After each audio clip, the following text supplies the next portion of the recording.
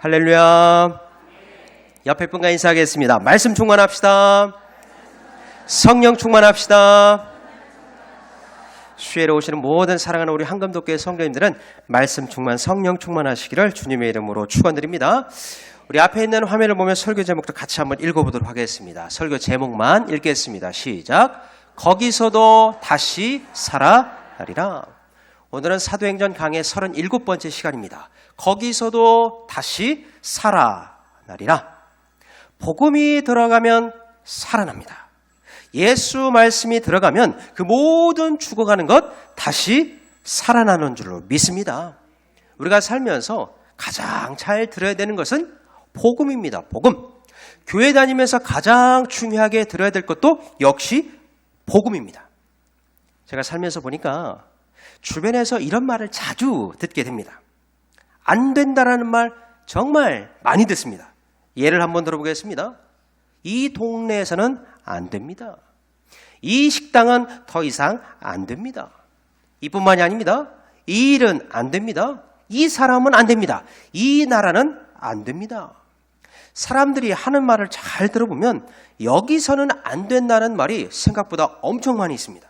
여러분들도 지난 한 주간 한번 생각해 보시길 바랍니다. 내가 하는 말 중에 안 된다는 말을 많이 했는지 된다라는 말을 많이 했는지 한번 생각해 보시길 바랍니다. 제가 이러한 사람들의 말을 들으면서 아하, 저도 안 되는 줄 알았습니다.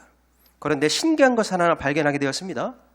안 된다고 많이 말하는 사람은 안 되는 일이 생기고 된다고 얘기를 많이 하는 사람에게는 문이 열리더라는 거예요. 길이 열립니다. 정말 생각지도 않았던 사람을 만나게 되더라는 거예요. 여러분들은 말씀 붙들고 기도를 많이 하여서 닫혔던 문도 열리고 생각지도 않았던 하나님의 사람을 많이 만나실 수 있기를 주님의 이름으로 축원드립니다. 그리하여 거기서도 다시 살리는 사람이 되어야 됩니다.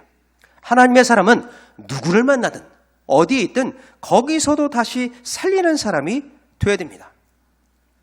제가 예전에 우리나라 전국 일주를 한번 한 적이 있었습니다. 그때 친구들이 다 그랬습니다. 제가 전국 일주를 한번 한다고 하니까 친구들이 우리나라가 얼마나 넓은데 어떻게 전국 일주를 할 수 있겠느냐 핀잔을 주었습니다. 그래서 제가 걸어서는 힘들 것 같고 자전거로는 할 수 있겠다라고 말했습니다. 그랬더니 친구들이 자전거도 힘들겠다라는 거예요. 그래서 제가 말한 후에 바로 가서 자전거를 하나 샀는데 어디서 샀느냐? 고물상에서 샀습니다. 새 자전거는 너무 비싸더라고요.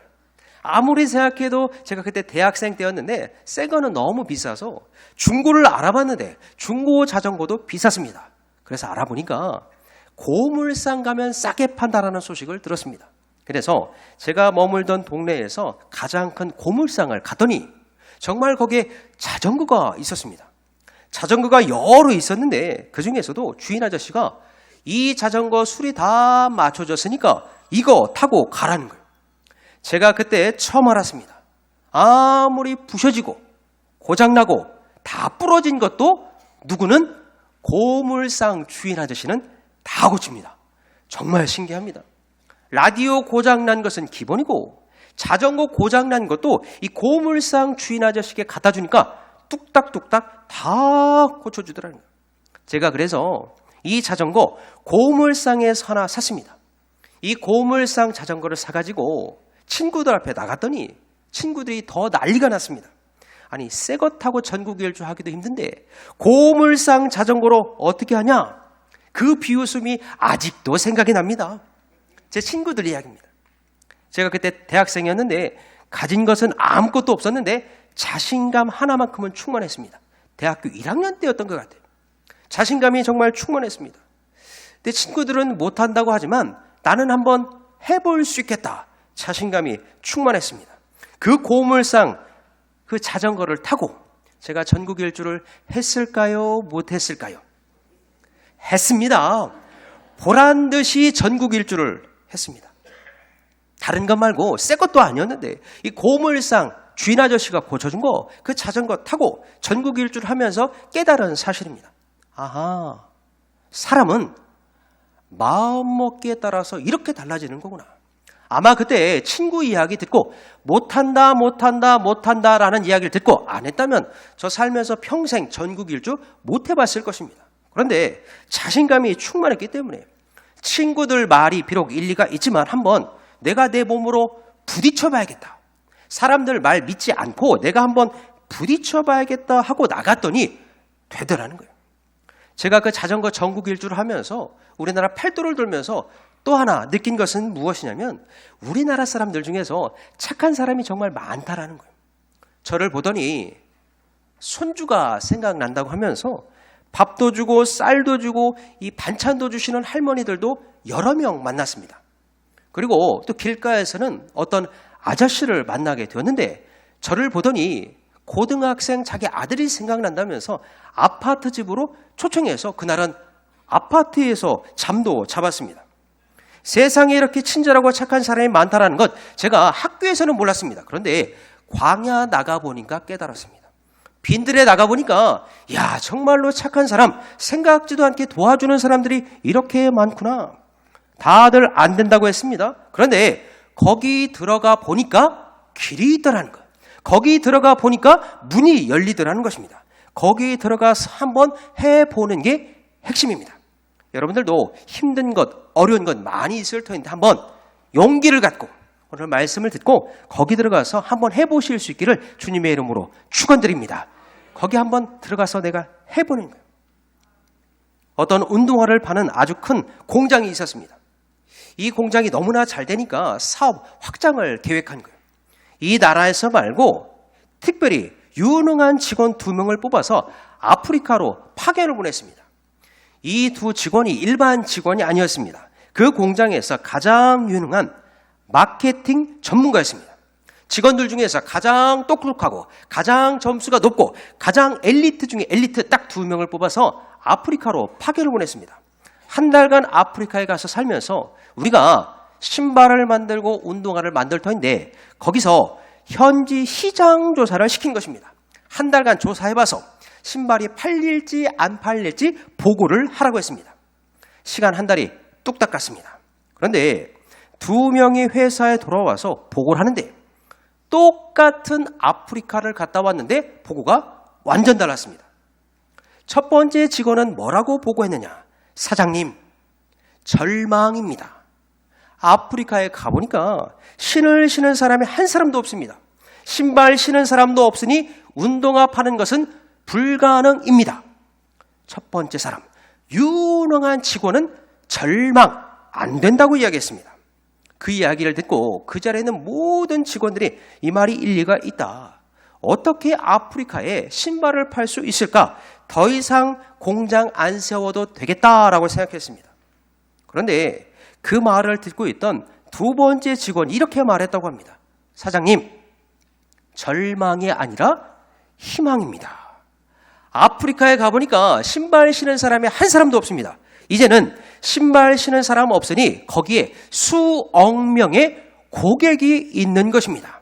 아프리카에 공장 세우면 대박입니다.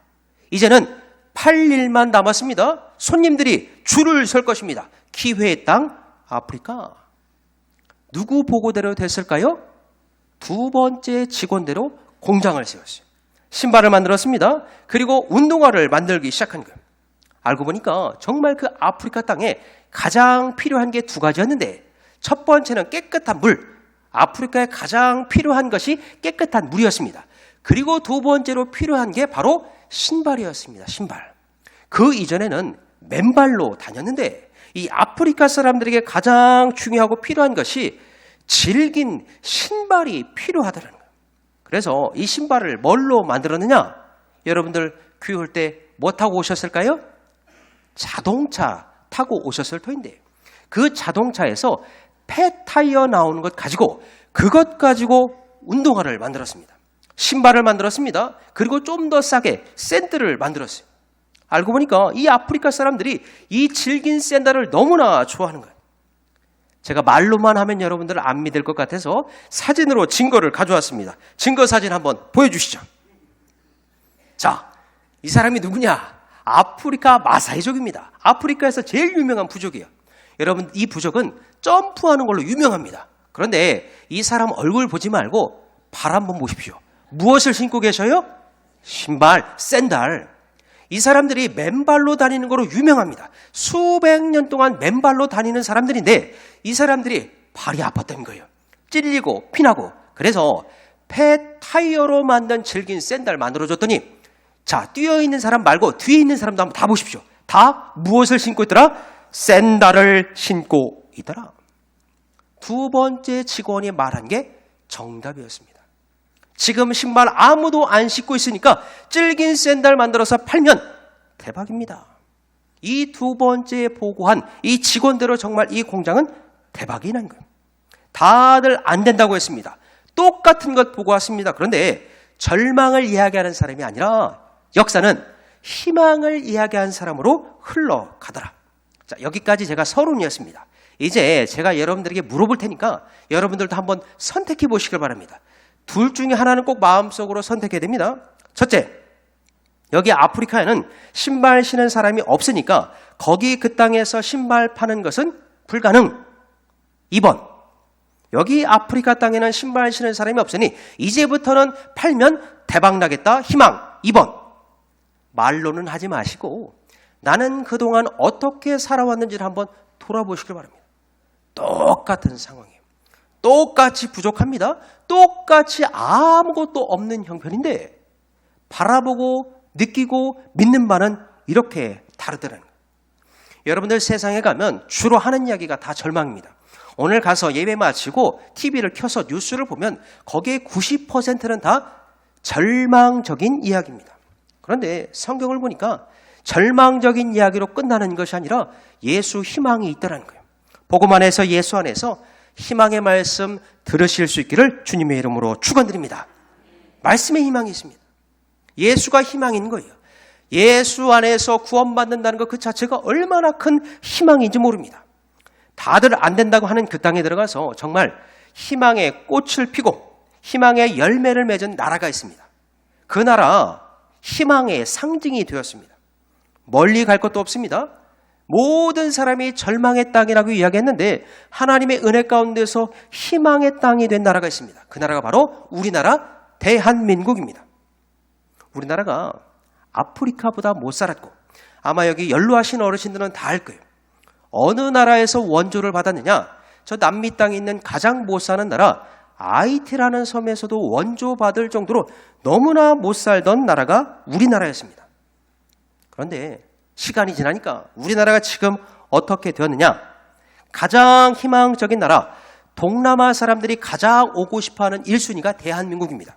제가 어떻게 이것을 알 수 있느냐? 제가 어제 신방을 갔다 오는데 우리 김천 지역에 동남아 분들 정말 많이 계시더라고요. 그리고 학생들도 많이 있는 것을 발견했습니다. 그리고 또 한 가지 놀라운 사실. 제가 우리 김천 지역에 외국인 근로자 많이 있는 것은 익히 알고 있었습니다. 동남아에서 오신 분들 많이 있는 건 알고 있었습니다. 그런데 어제는 누가 보였느냐? 중동 분들이 보이시는 거예요. 야, 인터내셔널 시티, 국제도시가 김천이구나. 중동 사람들도 김천에 얼마나 많은지 선교, 나가서 하는 선교도 있겠지만 이제는 김천 지역에서 우리 고향에서도 선교할 수 있겠다. 정말 많은 사람들이 이게 거짓말이 아니라 진짜입니다. 우리나라에 한번 오고 싶어하는 거예요.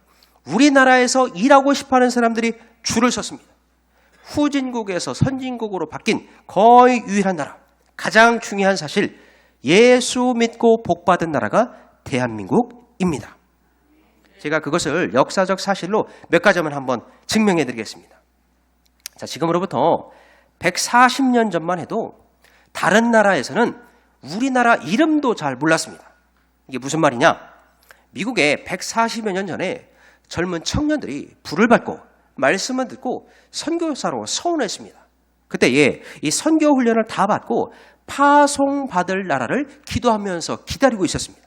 그때 중국, 일본, 여러 아시아 땅 이름을 듣고 그 나라로 선교사 파송을 받았는데 처음 들어보는 나라가 있었습니다. 그 나라 이름이 바로 조선이라는 땅이었습니다. 다 준비된 이 청년 선교사님들이 그렇게 열심히 공부했음에도 불구하고 처음 들어보는 이름 조선 땅. 처음 들어보는 이름이니까 지원하는 사람이 없었습니다.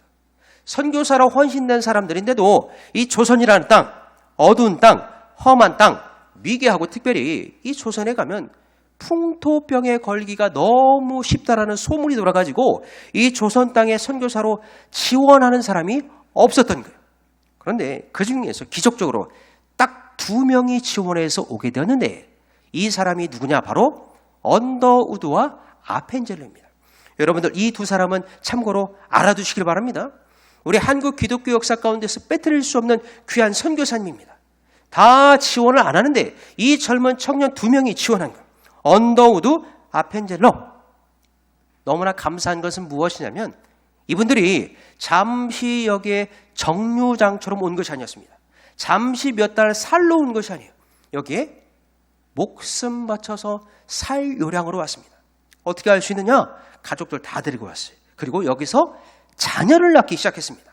한두 달 살러 온 것이 아니라 여기에 뿌리 내리기 위해서 조선 땅에 왔습니다. 특별히 오늘은 이 아펜젤러 선교사님 이야기를 잠시 한번 드리도록 하겠습니다. 이 아펜젤러 선교사님은 감리교 선교사님이신데 와가지고 아들을 낳습니다. 이 아들 이름이 참 특이합니다.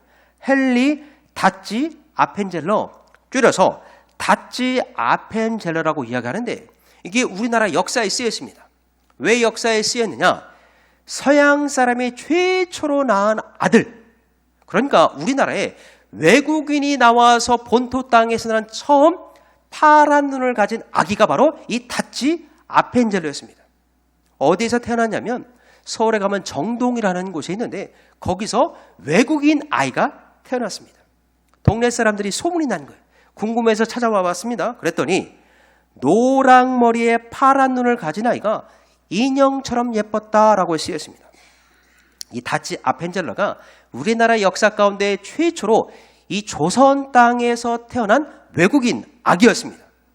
여기서 멈추지 않고 이 아펜젤러의 아들이 나중에 무엇을 하게 되었느냐? 배제학당의 교장이 됐고 이후에는 독립운동도 참여하게 되었습니다. 목숨 걸고 우리나라 위해서 독립운동한 거예요. 제가 이 얘기를 왜 하느냐? 얼마 전에 3.1절이었습니다. 그 3.1 전에 여러분들이 훈장을 받았는데 조금은 특이한 이름이 훈장 이름 가운데 있었습니다. 자, 기사 사진인데 한번 이 사진도 한번 보여주실까요?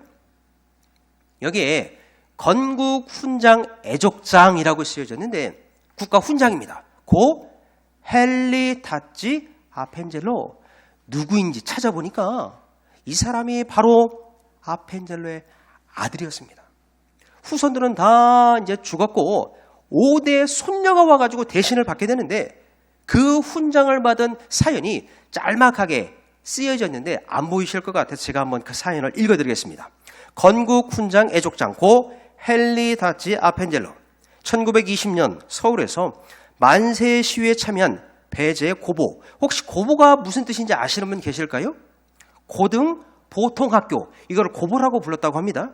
여기 학생들을 보호하고 1942년부터 45년까지 한국 독립운동을 지지하며 한미 승전 후원금을 모집하는 등 독립에 기여하여 이 훈장을 드립니다. 여러분들 오해하실 것 같아서 제가 다시 한번 말씀드리겠습니다. 교회에서 주는 상이 아니라 나라에서 독립운동에 참여한 외국인이라고 하여서 국가에서 훈장을 준 것입니다. 이 상을 이제 선대는 다 돌아가셨고 5대 손녀가 와서 대신 받은 거예요. 저 가운데 있는 뒷자리에 있는 그 여자분이 바로 손녀입니다. 손녀가 이 상을 받으면서 소감을 이야기하는데 뭐라고 이야기하느냐? 감사합니다. 한 사람이 조선 땅에 들어왔지만 그 영향력이 전국에 퍼졌습니다. 한국은 우리 가문의 고향이고 한국 교회는 우리 가문의 영광입니다. 2명 들어와서 이 나라가 복음화가 되었습니다. 제가 그래서 한번 따져봤어요. 조사해봤습니다. 그랬더니 이 말이 사실이었습니다. 선교사님 2명 들어와서 교회가 세워졌는데 지금 우리나라가 선교사님을 170여 개 나라 22,000명 파송하는 선교사 파송 2위 나라가 된 것입니다. 왜 이렇게 잘 사는 나라가 되었느냐? 왜 이렇게 안정된 나라가 되었느냐? 왜 이렇게 복받은 나라가 되었느냐? 다른 것 없습니다. 이 땅 아무도 오려하지 않을 때에 이 땅 거기로 들어온 2명의 선교사님이 있었기 때문입니다. 거기 들어간 사람이 있었기 때문에 복을 받은 거예요. 오늘 하나님은 우리에게도 똑같이 말씀하십니다. 말씀 이야기가 남 이야기가 아니라 우리에게 한번 적용해 보겠습니다. 거기로 들어가라. 거기 들어가서 복음을 전하고 거기 들어가서 죽어가는 사람을 살리라는 거예요. 오늘 사도행전 14장 말씀이 그 내용입니다. 다들 피하는 곳, 다들 가고 싶지 않은 곳, 그곳에 들어가서 눈물을 흘리고 복음을 심어라. 이 말씀을 듣고 누가 들어갔느냐? 바로 바울이 들어갔습니다. 거기로 들어가라. 이 성령의 음성을 듣고 정말 거기로 들어갔습니다. 그때부터 죽어가는 사람들이 살아나게 되는데 어떻게 무엇이 살아가는지 본문 말씀을 통해서 3가지만 한번 살펴보도록 하겠습니다. 거기로 들어가야 그때부터 살아납니다. 자, 첫째로 몸이 다시 살아나기 시작했습니다. 복음을 들고 그 땅에 들어가니까 몸이 다시 살아나기 시작하는데 19절 말씀이 쓰여 있습니다. 자, 19절 말씀을 한 목소리를 같이 읽겠습니다. 유대인들이 시작.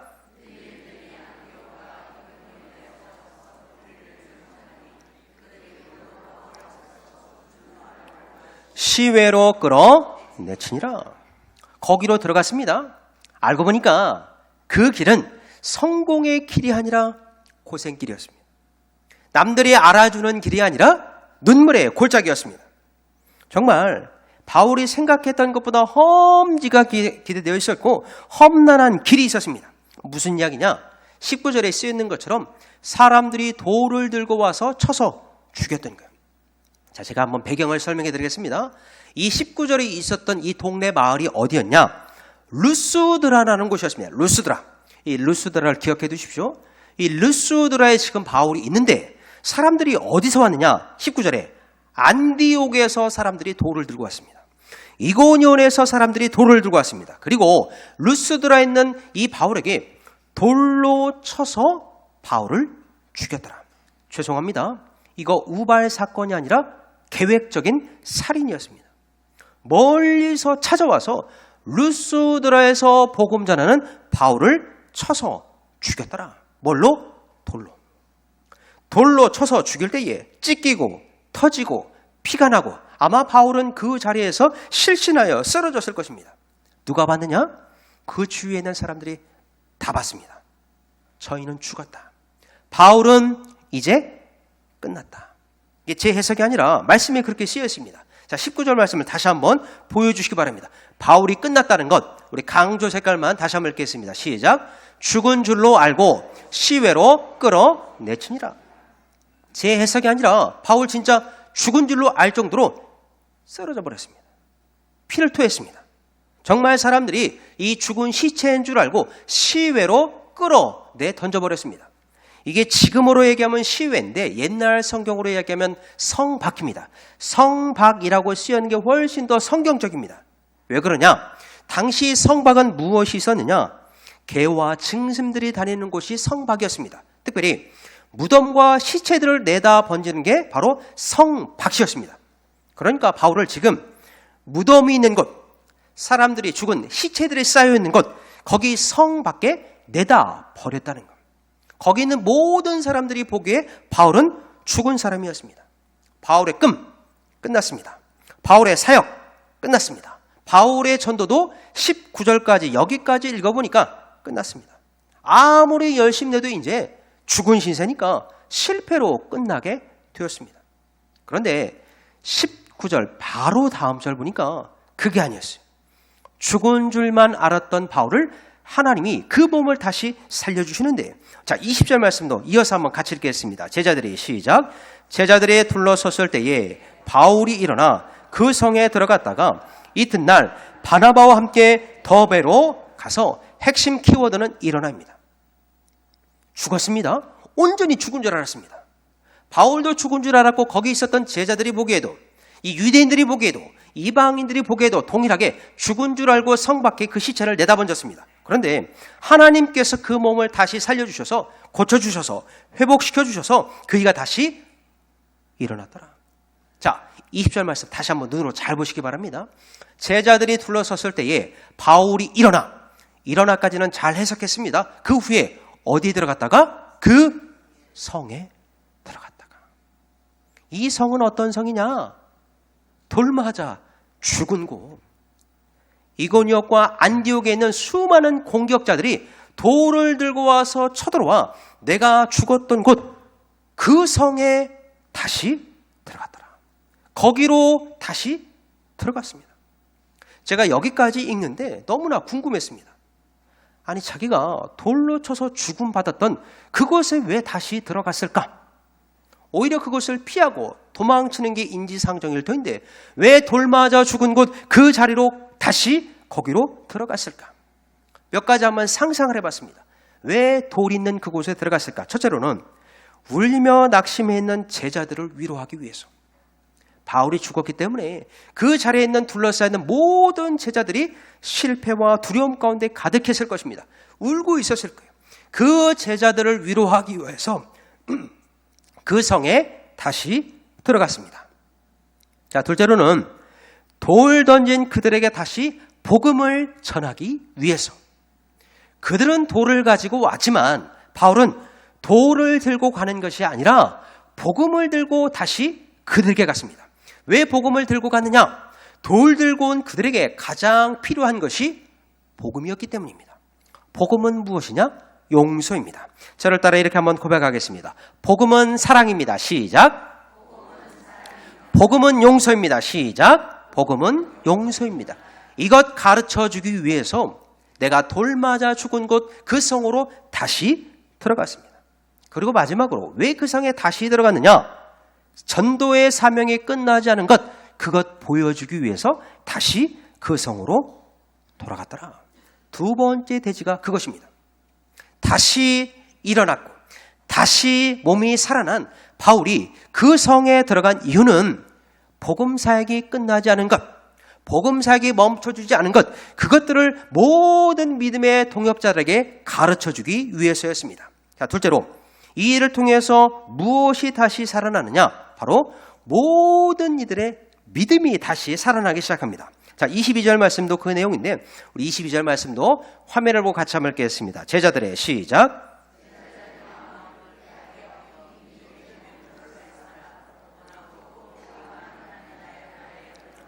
많은 환난을 겪어야 할 것이라 하고 돌 맞아 죽은 그 성에 바울이 다시 들어갔습니다. 이때에 이 환난과 고생을 통하여서 먼저는 바울의 믿음이 확실해졌습니다. 아하, 하나님이 다시 살려주시는구나. 사명자는 하나님께서 눈동자와 같이 지켜주시는구나. 바울의 믿음이 먼저 확실해졌습니다. 그리고 누구의 믿음이 다시 한번 확실해졌느냐? 다시 살아온 바울을 보면서 둘러싸여 있는 제자들의 믿음이 확실해졌습니다.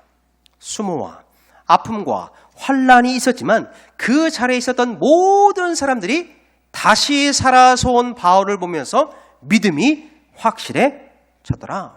저를 따라서 다시 한번 고백하겠습니다. 고난이 있지만 믿음이 있습니다. 시작. 이거 바울이 보여준 것입니다. 그 성에 들어가서 우리가 환난도 있습니다. 우리에게 고난도 있습니다. 우리에게 눈물이 있습니다. 그러나 그것을 뛰어넘는 믿음이 있습니다. 이거를 보여준 거예요. 살아서 온 바울이 그냥 살아있는 메시지, 살아있는 메신저가 된 것입니다. 그리고 그 이후로 믿음 충만한 바울은 복음 사역을 계속 이어갑니다. 그 전에도 원래 뜨거웠던 바울이었는데 죽었다가 살아난 바울은 이제는 더 감추지 않고 더 열정적으로 열심히 복음을 전하게 되는데 그게 24절과 25절 말씀에 자세히 설명되어 있습니다. 자, 죽었다가 살아난 바울이 얼마나 복음을 열심히 전하는지 24절과 25절 말씀은 제가 한번 읽겠습니다. 피시디아 가운데로 지나서 밤빌리아에 이르러 말씀을 버가에서 전하고 아달리아로 내려가서 거기서도 복음 전했습니다. 누가 복음 전했느냐? 죽었다가 살아난 바울이. 보통 열심이 아니었습니다. 믿음이 굳건해지니까, 믿음이 확실해지니까 이제 가는 곳마다 목숨 걸고 복음을 전하는 사명자가 된 것입니다. 제가 24절과 25절 말씀을 읽어드렸는데 말씀으로 읽으면 조금 헷갈릴 것 같아서 지도도 한번 준비해왔습니다. 바울이 얼마나 열심히 복음을 전했는지 지도도 한번 보여주시죠. 자, 제가 아까 설교 초반에 지명 하나를 가르쳐드렸습니다. 루스드라, 여기가 중요한 도시입니다. 여기서 돌 맞아 죽었던 곳입니다. 그런데 죽었다가 다시 살아난 후에, 자, 빨간색으로 따라오겠습니다. 루스드라에서 더베, 이고니온, 피시디아 안디옥, 아탈리아, 그리고 구보로 섬을 지나서 안디옥으로 다시 돌아가게 되었습니다. 얼마나 믿음이 확실해지고 얼마나 복음으로 확실해졌는지 모든 고난을 겪었지만 도망치지 않고 가는 곳마다 더욱 확실히 복음을 전했습니다. 이 모습을 제자들이 보며 그들의 믿음도 더욱더 확실해졌다는 거예요. 고난을 통과하면 나의 믿음도 확실해지지만 내 주변에 있는 사람들, 내 가족들, 내 공동체의 믿음도 확실해지는 것입니다. 사랑하는 여러분들, 오늘 수요 말씀을 통해서 먼저는 여러분들의 믿음이 확실해질 수 있기를 주님의 이름으로 축원드립니다. 그러면 그 확실해진 믿음, 그 확실해진 복음을 통해서 우리 가족들이, 우리 교회가, 이 나라, 이 민족이 다시 한번 믿음의 나라, 믿음의 교회, 믿음의 가정이 되어지기를 주님의 이름으로 축원드립니다. 그 내용이 마지막 세 번째 대지로 이어집니다. 자, 세 번째 대지가 결론입니다. 자, 몸이 다시 살아나고 믿음이 다시 살아난 후에 그 불이 최종적으로 어디에 붙게 되는지 27절 말씀에 쓰였습니다. 교회가 다시 살아나는 장면, 27절 말씀을 마지막으로 같이 읽겠습니다. 그들이 시작.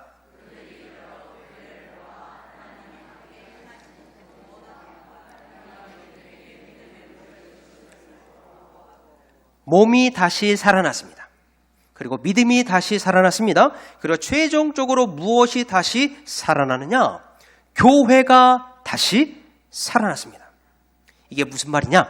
바울이 제1차 전도여행 출발할 때에 걱정도 있었고 근심도 있었는데 살아 돌아온 거예요. 이야, 대단하다. 어디 교회로 살아왔느냐? 돌맞은 루스드라로 돌아온 것도 아니고 더베로 돌아온 것도 아니고 피시디아 안디옥으로 돌아온 것도 아닙니다. 여러분들 여백에 있으면 헷갈리니까 잘 써놓으시길 바랍니다. 이 안디옥에는 두 군데가 있는데 전도지는 피시디아 안디옥이고 지금 여기에 파송받은 교회는 수리아 안디옥입니다. 안디옥이 두 개 있는데 처음 파송받은 교회에서 한 바퀴 1차 전도여행을 마치고 수리아 안디옥으로 돌아온 거예요. 제가 그곳이 어떤 곳인지 마지막으로 성경 구절을 확인시켜 드리겠습니다. 자, 사도행전 13장 말씀에 사도 바울이 어느 교회에서 파송했는지가 쓰였습니다. 1절부터 3절까지의 말씀인데 제가 한번 읽을 때에 여러분들 눈으로 잘 따라오시길 바랍니다. 안디옥 교회, 빨간 글씨입니다. 안디옥 교회, 이 교회가 바로 수리아 안디옥입니다. 피시디아 안디옥이 아니라 수리아 안디옥 교회에 선지자들과 교사들이 있으니 곧 바나바와 니게르라 하는 시몬과 구레네 사람 루기오와 분봉학 헤롯의 젖동생 마나인과 및 사울이라. 이 사울이 우리가 아는 사도 바울입니다. 주를 섬겨 금식할 때에 성령이 이르시되 내가 불러 시키는 일을 위하여 바나바와 사울을 따로 세우라 하시니, 우리 3절 말씀은 마지막으로 같이 읽겠습니다. 시작. 이에 금식하며 기도하고 두 사람에게 안수하여 보내니라. 안디옥 교회는 어떤 교회느냐? 고향교회였습니다. 고향교회. 파송받았던 교회. 파송받을 때 어떻게 했느냐? 금식했습니다. 파송할 때 어떻게 했느냐? 기도했습니다. 파송했을 때 어떻게 했느냐? 뜨거운 성령 가운데서 안수하고 보냈습니다. 얼마나 걱정이 됐을까? 가보지 않은 곳입니다. 여러 가지 환난과 핍박이 예고된 길이었습니다. 영광받는 길이 아니라 십자가 고난길이었습니다. 그런데 사도 바울이 이 수리아 안디옥에서 출발해서 바보섬을 지나 본토 대륙을 통과하여 다시 수리아 안디옥으로 돌아온 거예요. 그리고 나서 무슨 말을 했느냐? 그동안 있었던 간증을 나누기 시작한 거예요. 안디옥 성도들에게 고향 교회에 와서 내가 어떤 일을 했고 어떻게 이방인들에게 복음을 전했고 그 교회들이 어떻게 다시 살아나는지 간증을 한 것입니다. 간증의 핵심은 무엇이냐? 오늘 설교 제목입니다. 거기서도 다시 살아나더라. 거기서도 이방인들이 다시 살아나고 거기서도 이방 교회들이 다시 살아나더라. 불가능한 자리, 돌에 맞은 자리, 다시 가고 싶지 않은 자리, 내가 상처받은 그 자리였는데도 복음을 전하고 말씀이 들어가니까 죽어있던 영혼들이 다시 살아나더라. 이 말을 고향교회에서 들으니까 그 고향교회에서 말씀을 듣고 간증을 듣던 모든 성도들이 눈물을 흘리면서 마음이 뜨거워졌던 것입니다. 우리 예수님도 마찬가지입니다. 고난의 십자가 거기 끝까지 들어가셨습니다. 그리고 거기 끝에서 다시 살아나셨습니다. 이게 복음입니다. 거기 끝까지 한번 들어가 봐야 됩니다. 사순절 기간은 거기 끝까지 들어가서 복음을 한번 전해봐야 되고, 거기 끝까지 들어가서 내가 한번 기도해 봐야 되고, 거기 끝까지 들어가서 예수님의 십자가 고난 한번 참여해보는 절기입니다. 바라기는 여러분들이 오늘 말씀을 듣고 바울을 생각하고 예수님을 생각하면서 죽어가는 영혼들이 보이거든 거기에 들어가 복음을 전할 수 있기를 주님의 이름으로 축원드립니다. 그 복음의 말씀을 듣고 그 생명의 말씀을 듣고 거기서도 다시 살아나는 은혜와 기적이 일어나기를 주님의 이름으로 축원드립니다.